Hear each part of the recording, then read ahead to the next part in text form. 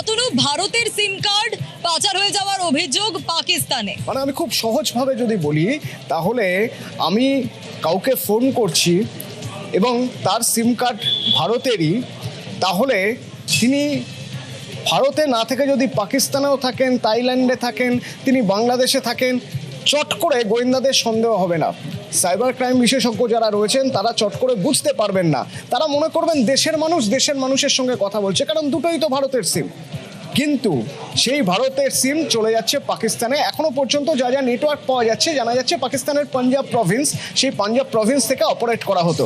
এবার ওই সিম দিয়ে পাকিস্তানের জঙ্গিরা বা আইএসআই চর তারা আমাদের এখানে মডিউলে যারা রয়েছে তাদের সঙ্গে যোগাযোগ করতো ফেক নথি দিয়ে, জাল নথি দিয়ে একের পর এক ভারতীয় সিম বা আমাদের দেশের সিম পাচার করে দেওয়া হতো পাকিস্তানে। সেটা কখনো নেপাল ঘুরে, বাংলাদেশ ঘুরে চলে যেত পাকিস্তানের পাঞ্জাব প্রভিন্সে।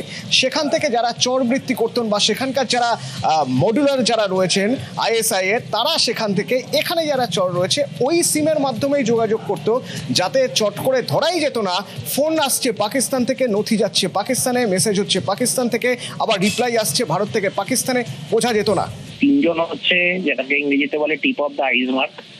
এরা অনেকদিন ধরেই ঘাঁটি ঘেরে বসে আছে নানা জায়গাতে, এবং আমাদের চিফ অফ ডিফেন্স স্টাফ যে ওই 0.5 ফ্রন্টের কথা বলেছিল, এরা হচ্ছে সেটারই পার্ট। এবং আমার আর একটা বক্তব্য আছে, সেটা হচ্ছে যে লোকাল সাপোর্ট ছাড়া তো এরা এতদিন ধরে এখানে থেকে অপারেট করতে পারবে না। সুতরাং এদেরকে ধরার সঙ্গে সঙ্গে এই লোকাল সাপোর্টের ইনভেস্টিগেশনটাও খুবই জরুরি আর কি। শান্তনুদা, আমি এটুকু বোঝার চেষ্টা করবো একটু আপনার থেকে। আমরা এতদিন ধরে দেখতাম বাংলাদেশ থেকে জঙ্গিরা আসছে একটা রুট, যে রুটটা হচ্ছে বাংলাদেশের জঙ্গিরা, এখানে জেএমবি জঙ্গি হোক বা এসআইরা, তারা চলে আসতো বাংলাদেশ থেকে। এখন দেখছি নেপাল থেকে আসছে। কারণ হচ্ছে যে নতুন সরকার আসার পর থেকে এই আমাদের ইন্দো বাংলাদেশ বর্ডারের উপর আরো বেশি নজর বেড়েছে এবং ফেন্সিং আরো শক্ত হচ্ছে। সুতরাং এই অবস্থাতে যেটা হচ্ছে সেটা হচ্ছে আমাদের আইএসআই এর নজর গিয়ে পড়েছে ইন্দো নেপাল বর্ডারের উপরে। কারণ আমাদের ফ্রেন্ডশিপ ট্রিটি অনুযায়ী ইন্দো নেপাল বর্ডার যথেষ্ট ওপেন এবং উন্মুক্ত বর্ডার, এবং আসা যাওয়া করাটা খুব একটা শক্ত নয় আর কি। ওই একটু একটা আইডি কার্ড দেখালো বা অনেক সময় সেটাও দেখানোর প্রয়োজন পড়ে না, সেই হিসেবে যাতায়াত চলে। সুতরাং ওরা সহজ করতে বেছে নেবেই।